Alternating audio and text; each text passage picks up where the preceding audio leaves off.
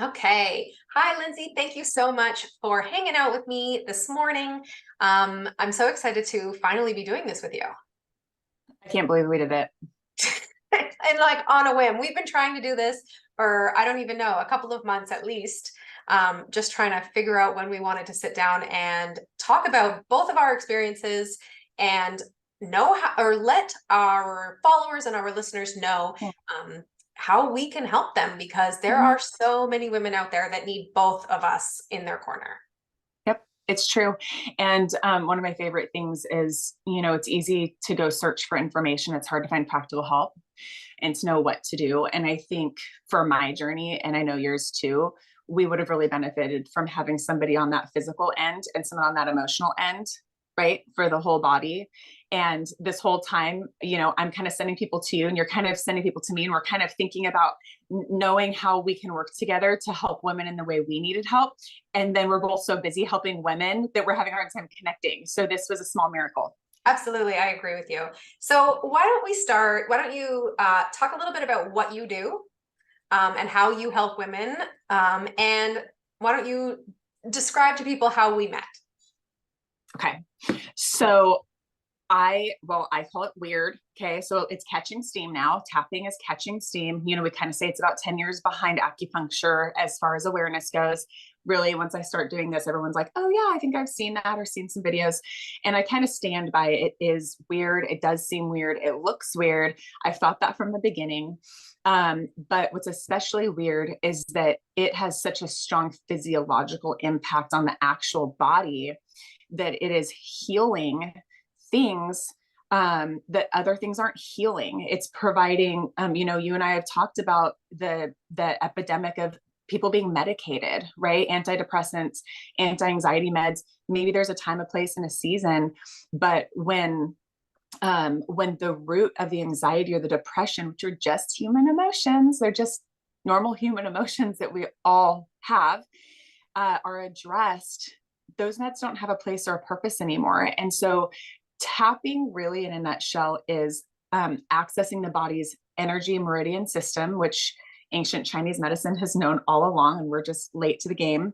And we're really just focusing in on a problem, whether it's an emotional problem or a physical problem like pain, if we address it differently than we normally do in the world. So if you're at coffee, really like venting and complaining about somebody who upset you, your subconscious doesn't really know if you're really complaining about that right then, or maybe if it's reminding you of something old that happened when you were younger, this horrible fight. Our subconscious keeps track of these incredible things that we're not aware of. So with the tapping, we're accessing these points and we're using certain words. And what we're doing is we're actually saying, hey, subconscious, I know that you know things that I don't about what's going on here. So right here in this is like that, like holding space, right? That joke of like, I'm going to hold space for you. But we're really actually creating a space to say, hey, there's this problem, okay, whether it's physical or emotional, and I'm going to give it some attention right now, no matter what. And whatever information you're protecting me from right now, subconscious, you normally want me to run or hide. I'm telling you, take a back seat. I'm totally safe right here in my surroundings. You don't have to protect me from this. And that's where it's all at. It's in the points that you're touching that are accessing different organ systems in your body, right? Because we all know, hopefully by now, we're learning that our emotions are held in different organs, different systems in our body, muscles, right? And we're allowing actually our cortisol to drop. Our cortisol, as you know, is our primary stress hormone. So we're physically getting our cortisol to drop. As it drops, our blood goes back into our brain. And so now something that really angered us or made us like feel like a child again, we have our blood in our brain. We can actually think about it and process it, and things start getting filed properly. So something, a problem that happened 10 years ago might feel like it's happening all over again. When we talk about it, now we're filing it 10 years ago and we're really freed up that energy. So I'm working with women on the emotional components and the physical components. And I'm still shocked to this day how linked they both are when we really think something's an injury, but then Oh, we yes. focus in on how we felt emotionally when that injury happened and it finally Yes. lets go. It's so So interesting you like spoke about the subconscious and how the subconscious mind knows more about what's going on inside your body than you actually consciously know. And it's almost like you said 10 years ago, a fight you had 10 years ago, but this could literally be a emotional trauma that you experienced as a child and might literally not even remember. right. Like And consciously, you may not even know it even happened, or you do know it happened, but you think, oh God, I was 5 years old or I was 8 years old. It's not even a thing anymore. But what's happening is, you become an adult, your husband and you get into an argument, you resort right back to that behavior, right? You become yes, childlike again. You're dealing with your problems in a childlike way and projecting it because you never processed and never really healed, and your body is storing that yes, inside, and you gotta yeah. move it, you gotta process it. Yes, and you just did a great job of explaining that for me. And it's things that if we remember, okay, so one, we were talking about like what do we do about it? Like, okay, so we know our subconscious is locking down information. We're really using words. Hey, we're not really using those, but you're keeping things from me. Yeah, Right now, I'm yeah. really safe with whatever those things are. I'm safe right now with them. And it's amazing how our subconscious just starts popping up these memories. And some people are afraid of whatever's going to come up. Of If it course. comes up, it's safe to come up because you made it safe to come up. So it's never going to be anything you're not prepared for. And if you do remember, right, if you do remember what the event is, because a lot of us can go, well, yeah, I remember this one time that seems kind of similar, but that's silly. That's just little kid business. Or Yeah, you push it away, you reject the feeling. well, it was fine. It was no big Yeah, deal. yeah. You know, it was just this mean kid who pushed me on the playground. He was always mean. He was mean to everybody all the time. It's fine. Wasn't fine to your 4-year-old self who'd never been pushed by a bully. That was the very first time your safe little tiny self had ever felt unsafe. And that's Right. all it is. Where was their safety? Where did something feel unsafe? And we go back there. I mean, I laugh through half my sessions with people because they're like, there's no way that that is the reason that I am the way I am now. I'm like, well, let's find out. And we go and we tap on it. And why does it matter? It's not about just discovering it, but once we go back into that memory and really access that frequency that has been stored in the body, spend a little time on it, just, it just gets its attention. And it really does leave. And so it's the difference of, I had someone this week who was in a horrible school bus accident when she was 9, and it was a foggy day. And so ever since then, she's, not always in the best mood when the fog comes out because her subconscious has scanned that fog's not safe, just trying to keep her safe from driving in the fog. Absolutely. Well, we accessed that memory. We worked on it. And she texted me this morning. She said, I woke up, it was a foggy day, and I just don't have that heavy feeling. So when we access it, it's kind of like, we don't have to do anything else with it. We don't have to try every single day to feel better. Like we have to try so hard with other things like discipline ourselves to exercise or discipline ourselves to eat healthy. Or I'm trying to drink a gallon of water right now. I'm really having to do that in discipline. With tapping, you access it and the results kind of fall upon you effortlessly and just make things easier, lighter. That is incredible. That's Yeah, incredible. I'm so fun. curious to know, because this is, well, I mean, I already know this, but I want others to know this. But instead of it being perhaps an emotional trauma or subconscious feeling or energy that's built up in our body, can this work for, like, can tapping work for stories we've created about ourselves? So for instance, for a very long time, my story always was, I'm not good enough. So like, I'm not joking when I tell you it could have resorted around a relationship or my career or school, or like, it didn't matter. If I was triggered emotionally, if I really broke it down to what the story was that I was telling myself, was always, I'm not good enough. And so, whether that has something to do with my childhood or not, like a specific like a specific moment or moments, can women, men, whatever, adults work through something like that? Now, it is something that I have worked through, but is it something that you can work through in just in terms of like almost like the little fibs we're telling ourselves from and keeping us from progressing in life? Yeah. So that's a fun one. You could literally Google tapping on I'm not good enough or feelings of I'm not good enough. And it might be the biggest hit with tapping. Yeah. And the reason for that is because, again, that's a normal human emotion. But so there's actually a technique with tapping called tell the story. Like, it's that simple. And when we tell a story, if I were to really have had you tell that story, you could tell the story and it feels really true. But you might notice as you're telling the story, all of a sudden you get to a certain point where you're like, oh, right. Like, you feel something in your body, or, like that boyfriend that broke up with you, or that best friend that didn't want to be friends anymore. And oftentimes our body will physically respond, and that's because when that happened, it was so painful, and our subconscious doesn't care about keeping us emotionally stable. It only wants to keep us alive. So in those moments, for you, we don't have to know. If you and I were really going to work on that, which you have, which is amazing, but I work on this one all the time with people, is it doesn't matter if it's something your subconscious is blocking out, or if you really have some memories. We just can go through and tell that story, or you can recall a time that you just felt like you weren't good enough. And your body is actually, a lot of what I try to help women do is reconnect them to their body, because in today's culture, we work against our body, which we'll go into how we met too, because that's a part of it, is we work against our body and what's wrong with me and what's wrong with my body. And if we were taught to run from that bully when we were 3 years old, our subconscious scans that bully's not safe. And now when we see the bully, we really physically run because our cortisol went up, our blood left our brain, and we run. The same thing goes when we say, I hate my body, or because that person broke up with me, or, stop being friends with me, I must not be good enough. What's wrong with me?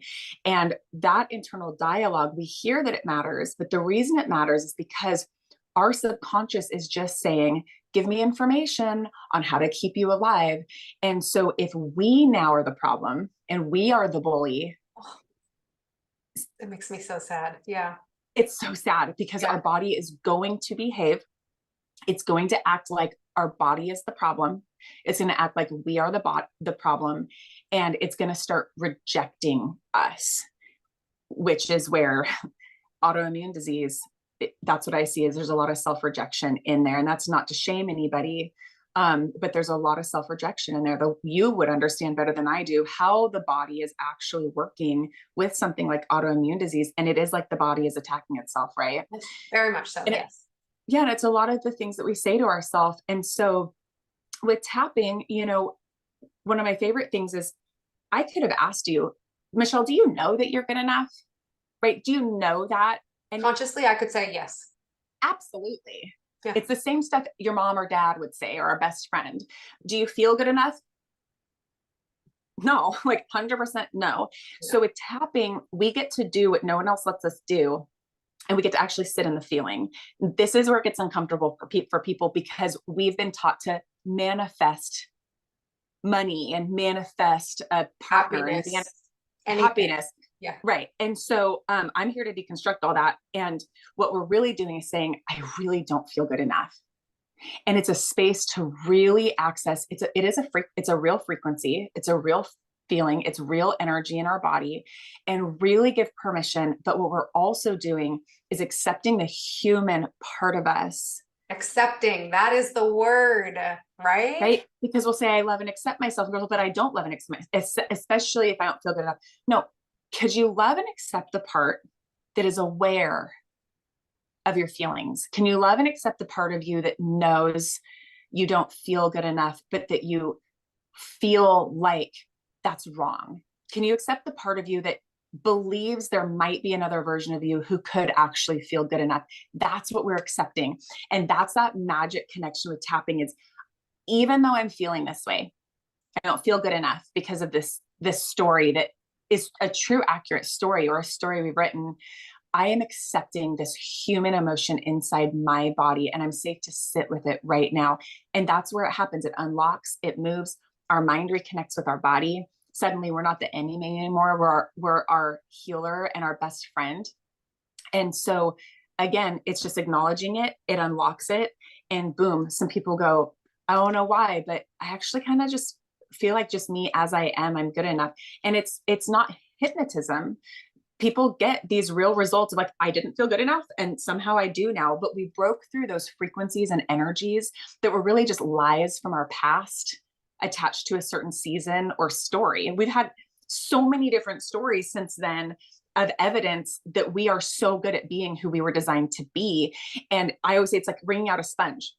When you tell that story and you're tapping, you're wringing out all of those stories and all of those lies, or maybe truths. Maybe there was a time you really weren't good enough. Fine, we're human, right? But acknowledging that and like, okay, like I didn't do my best. I'm a human. And then now you have an empty sponge that's ready to soak up anything you put near it. You just didn't have room to see in front of you that you are being a good enough wife. You're being a good enough friend. You're being a good enough coach. But you didn't have any room to see that or feel that because your sponge was so full of all that old stuff from 6th grade. Oh, So that is so thank you. powerful. I gotta say, I often, so your sponge analogy, I often think about it like a working out. I mean, I am a personal trainer and I've worked out my whole life. And I think about it like, the more you work on that muscle, the stronger it gets. So either way you think about it, the more negative self-talk you have, the more you are trying to prove your not good enough story right. The more you're avoiding seeing all the things you're doing so great, the stronger that muscle is going to get. But it does work in the opposite way too. Like the more you notice the things you're doing fantastic, and the more you talk about yourself positively and have positive feelings about yourself, whether that be a physical thing or just like, I did a great job today. Like really learning to accept the greatness about yourself, that muscle also becomes stronger. Yes. Yes. Yes, Yep. absolutely. And there's another thing that you said that I just want to touch on, with a lot of my clients, again, because I do the physical work with lots of people, in terms of personal training. When I hear male and female clients talk so much trash about themselves, like honestly, I used to coddle it. I literally, when I was younger, I'd be like, no, don't feel that way. Now my response is, hey, hang on a second. When you Yeah. start talking negatively like that, your body hears you. Like, stop it. Because it really is true. The emotional side of things, the way your brain is communicating with your body's systems, there's a real reaction in that. And I love the way you said it, that your body is literally doing nothing but keeping you alive. Your brain is what's telling it how to respond to that. Yeah. Yeah, It's habit. that's really People powerful. build a habit around talking bad about themselves. And I always say tapping helps, 80%, where you would have to, to build a new habit, let's say, I think it's something about 63 days is a real long-term habit built in, I think, according to Carolyn Leaf, who I love, you might know. But if you're trying to build a habit and also tapping, it really might only take a week. Yeah, yeah. It's really reducing that like heavy charge and that heavy feeling behind all of it, all of your evidence of why you're so awful. Yeah, yeah. And what's so interesting, you also touched on this just for a second, and you used the word accepting, and I don't know where, and it took me a long time, so maybe it's just experience in life, but like when is the actual time come, or when does the actual time come that we accept emotions like sadness, anger, despair, guilt, gosh, anything that we would deem as a negative emotion? But like, why don't we just accept these things as human, like real human emotions, and that they don't actually hold any meaning to who you are? It's just a season. People can feel negatively, and that just be a part of life. And guess what? We can move on from that. Well, so what would it say about you if something really tragic and sad happened and you didn't feel sad? Absolutely. Somebody would call you a narcissist or a sociopath, Yeah. Like I don't know where we strive to be happy 100% of the time, when that is impossible. And it can be uncomfortable to be dealing with negative feelings, but they are so necessary in Mhm. so many ways. And when you start to reject the negative feelings, it's like you're rejecting a part of yourself, and now your body's reacting to that. Yes, perfectly said. That's Yeah. exactly what's happening. And my kind of analogy is, so So oftentimes we see the problem. There's an outside problem, and that's what we're reacting to usually, right? Sometimes we're the problem. I've been the Yeah, problem in my life before, me too. and right, because like we're humans, and I saw something that they said that if people who like don't have problems are just the ones not willing to acknowledge them, Oh and yeah. they probably are the problem, in everybody else's lives. But that's what I say all the time is, okay, so we don't like hard, uncomfortable feelings. Somewhere we were taught that life is supposed to be like good and happy all the time. And the older I get, the more my husband and I, especially, because we're like super partners in this life, is we're going, wait a minute, we think actually maybe life is really hard all the time. And there's always challenges and there's always hardships. And that might actually be the human experience, which is why if we can look at it from that scope, it's not a like, womp, womp, womp. It's like, hey, wait a minute. If we can always expect hard things to be happening out of our control, because we don't want that, then it helps you to really anchor into the goodness and to add more goodness into your life, build things that you're proud of, add things that make you joyful and connected with other people, because the heavy and the hard is going to be there. But so when that heavy and that hard happens, there's a really fine line between that problem that's making you feel sad or hurt or angry or conflicted, right? Because now you have to figure out a solution when this wasn't a problem before. We can all relate to COVID season, where that was just this big thing outside of us. We were just going on with our life. We didn't create that. And so as it unfolds and maybe there's rules, regulations, arguments, now we have this internal battle. What do I do? What do I say? Yeah. Families were in disagreement. So we have this internal battle and this uncomfortable feeling, and there's a problem over here that's creating inner conflict for us. It doesn't mean we are the problem. But if we can't fix it or solve it with our brain, we so quickly go to what's wrong with me? I'm not good enough. Right. But all we're doing is comparing ourselves to this big outside problem that we had nothing to do with. It's just causing a problem for us. Yeah. And especially as women, we're fixers and we're healers. And so we're used to like see the problem, fix it. And now if there's something especially that we can't see or fix, we're still feeling that feeling. And that's where we quickly go into, I have to keep trying to fix this or else something's wrong with me. Now we've just made ourselves the problem again to something that was completely outside our control.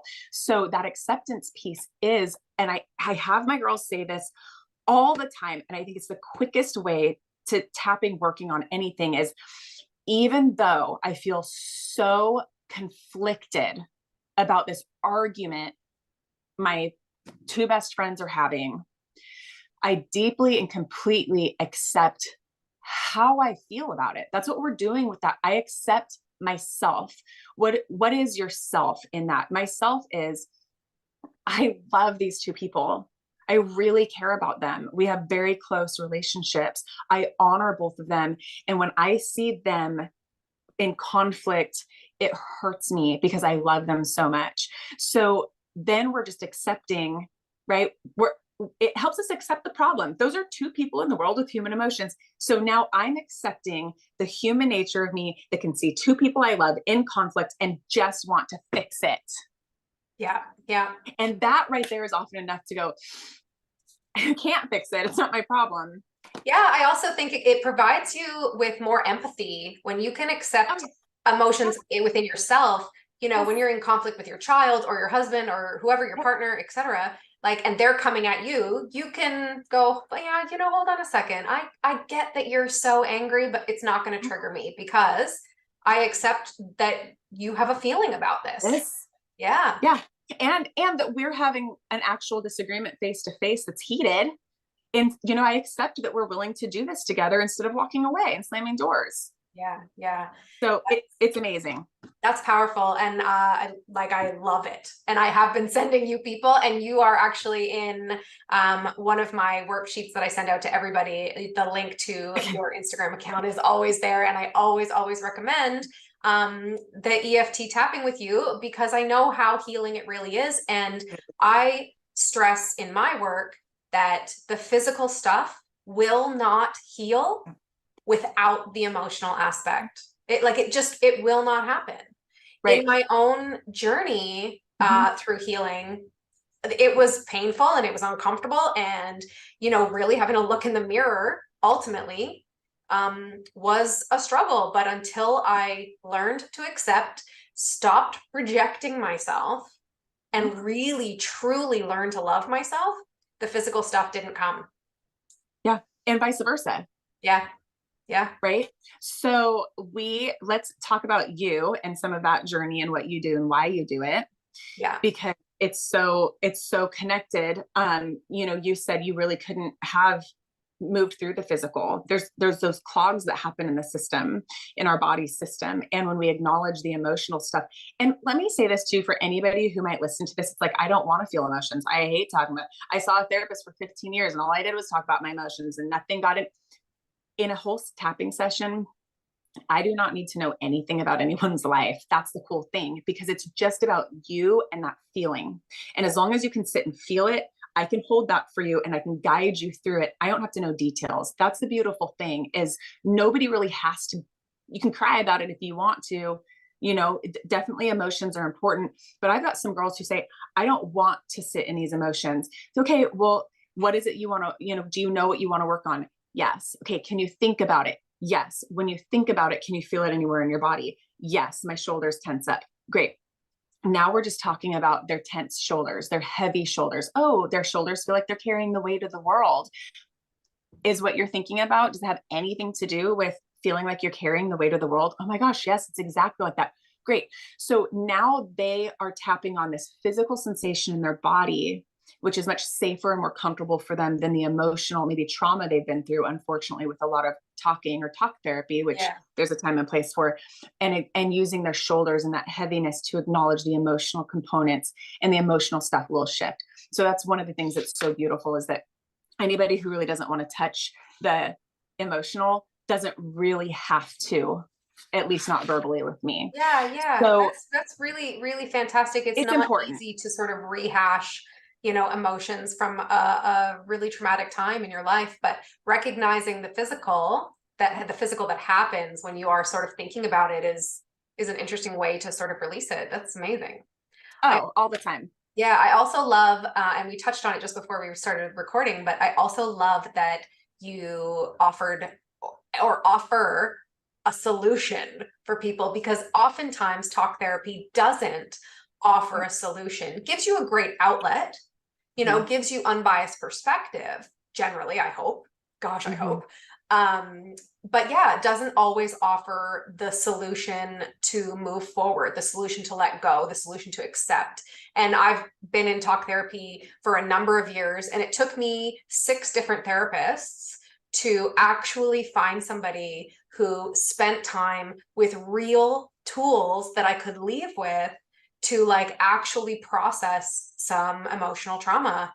And like, I love her, and she is like, she's available when I feel like I'm in crisis, or she's available when I just feel like I need to, like, you know, spew whatever I need to spew. She's incredible. But I haven't had that experience with very many. No, because people usually are going to tell us what we already know. We already know that we have this addiction. We already know. Make it stop. Yeah. Like, I need to change. I don't want to rehash it over and over. I was too big of a drinker at one point, and I was just shoving emotions down, you know, that I didn't want to deal with. And I remember I was learning tapping, and I thought, okay, well, I really want wine right now, real bad. And I can't imagine anything ever changing that. And so I decided to just tap on that the best I knew how to, you know, in the beginning.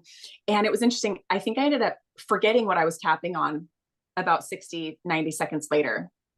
And once I got home, because I was on a drive, once I got home, I went through my habit of, I grabbed the wine, right? I put it on the counter. I got my glass. I got the bottle opener. I opened it. I poured the wine, right? Because it's a habit. That's all muscle habit. And when I went and put it, I was nauseous. I mean, I was nauseous. It didn't smell good. And I didn't want it for 3 years after that. And it was a joke. My husband was like, hey, we're like going to like functions and events, and we're the only one. We're like, can we carry it, hold a glass, you know? And he said, can you tap it back in? But that for me was, you know, I mean, in a healthy way. Yeah. But like, really, right? Because I would have liked to just be that person who can sip on a glass of wine, but I wasn't at the time. And so that was just an example of, anybody can tell us, just don't buy the wine anymore. Just don't open it. Yeah. Just don't. Yeah. And it's like, no, I already know it's just don't. That's not working. Whereas I spent just a little time being like, I want it really bad. And that's that feeling. I really was like not avoiding the feeling. I was like, it tastes so good and it feels so good in my mouth. And I like holding the glass. Like you really gave it attention, and it was like, oh, gone. And so that's when we have somebody, the different, what we know to do versus it feels a lot easier to move forward. And it feels easier to do what I know to do. It feels easier to be who I want to be. It feels easier for some reason to put that wine down. And what took the place of my wine? Some people would substitute it with something unhealthy. Man, I was so much more connected with my family. Oh, that's so wonderful. Yeah. What a So story. gifts come into those spaces just because it's heavy feelings and emotion, big, hard, heavy things that we're working through. All we're doing is clearing out space for the goodness that it's right in front of us most of the time, and we don't have room for it. That's incredible. I didn't know that about you. And thank you so much for sharing that. I think that if people are struggling to understand the concept of like getting to that emotion and feeling it in their body, I feel like that's a story that so many people could relate to and like start to really understand the difference between conscious thinking and subconscious behavior or well, yeah. And like you said, like we think we're the problem. It's a problem. And I drink too much, or I'm what's the problem? Wait a minute. We have an opportunity here to learn something about ourselves. All of this is like, be excited, be curious. What is this teaching? I learned so much about what was really going on in me. And forever now I can be a better best friend to myself in knowing, wow, that was so easy for me to slip into. And it was so easy for me to avoid certain topics that were really big and important. And now it helps me honor myself more, love myself more, be more proud of myself, because now in any of those moments when I normally would have just numbed, I'm like eye contact, with whatever it is. I'm talking with whoever it is instead of avoiding it. Those are all those big things that come and that grow when that thing's out of the way. That's what you're talking about, is like, let's grow this stuff about ourselves. Like, I really learned something about me. And one thing I learned is I am able to tackle problems head on, but I was surrounding myself by the wrong people. Oh, right. I mean, we could touch on that. Yeah. As you heal, this is something so incredible. As you heal those parts of you, you might lose all your people. Those wrong people, they just drop off. And it is terrifying in the beginning, and it's uncomfortable. I've been through it too. And you literally just have to have faith that as soon as you love yourself, like fully accept yourself fully, the right people show up. Like they literally just show up. Yes, they do. I'm writing this down because you and I have so many more times to connect. But I know. Self-love, they say you can't love others until you truly love yourself. And, there's a lot of that, like saying no to myself. I was suddenly able to say no to others. Yes. So, can I tell you that just briefly here, I have some childhood issues with my parents. I mean, everybody does, but I do specifically, and I know this.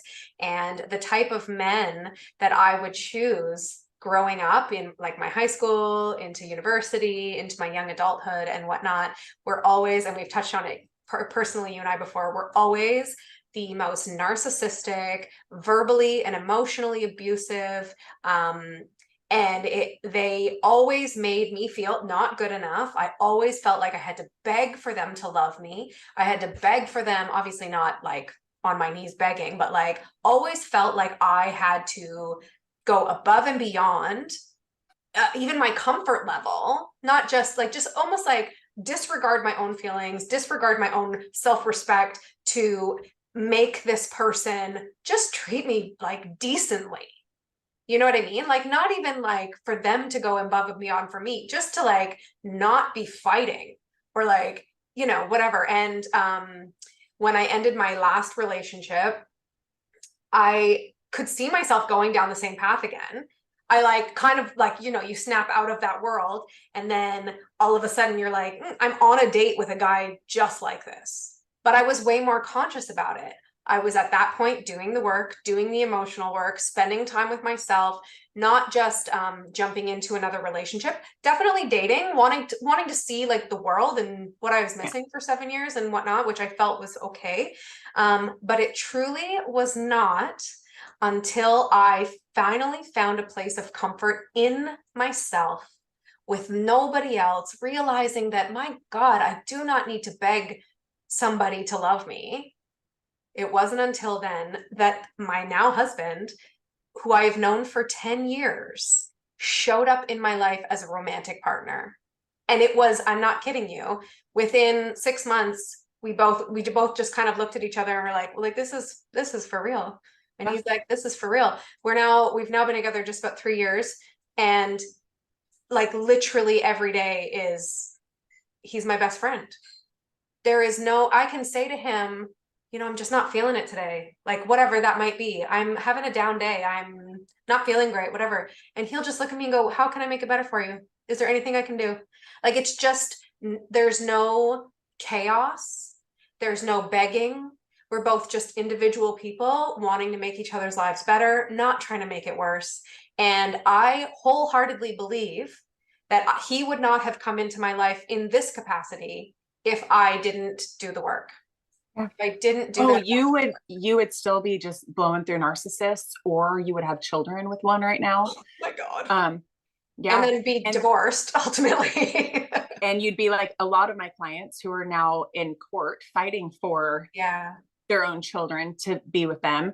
And how are all of those ex-boyfriends doing now without you?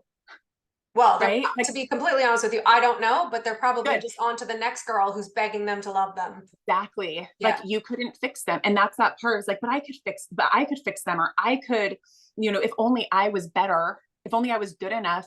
Nah, like that's a whole other episode, is narcissism. But like they're over there doing exactly the same thing that they were doing, whether you had ever come into their life or not. None of it had anything to do with you. Absolutely. But yes, like as you kind of emptied that sponge, and I think that's like part of the point we're trying to make too, is like we have a disadvantage in like how many advertisements and how many people are sharing stuff on social media, that's like just love yourself. It's like, it's not pretty. No, it's not. It's not easy. But you actually had to act as if you were worth loving first. And you had to actually spend some time and energy. And we always want to know, like, but it's not easy. I don't even know where to start. Yeah, because you're literally, if you've ever had a season of peace in your life, you know how to get back to peace. But if you've never experienced peace and now you have to create it for yourself, by yourself, that's a challenge. And that's what you did. And that's what real healing is doing for yourself what nobody else is ever going to be able to do for you, but you're not doing it alone. And you probably didn't do it alone. I did not do it alone. And you are not wrong. And there are like exactly people like you who help guide and who help support and who help hold space for those who have lived in this chaotic world, whether it's just in their mind or in their surroundings, and don't know how to break out of that cycle. I'm so happy. So happy that we were talking today, and I know we'll talk in the future. I'm so happy that you are here. I'm so happy that you are somebody who supports women, because I can't even tell you how many friends of mine settle in terrible relationships, how many friends of mine talk so negatively about themselves, are medicated, can't sleep, suffering from major chronic symptoms and issues. Which we can talk about in part 2, that emotional healing will help, will help dramatically. Yeah. So I'm just so happy that you are somebody who they can connect with. And I just love you so much. So sending my people to you is, I already know they're in good hands. So I have no issues with that at all. But thank you so much for sharing today what you do and how you help ladies. Thank you.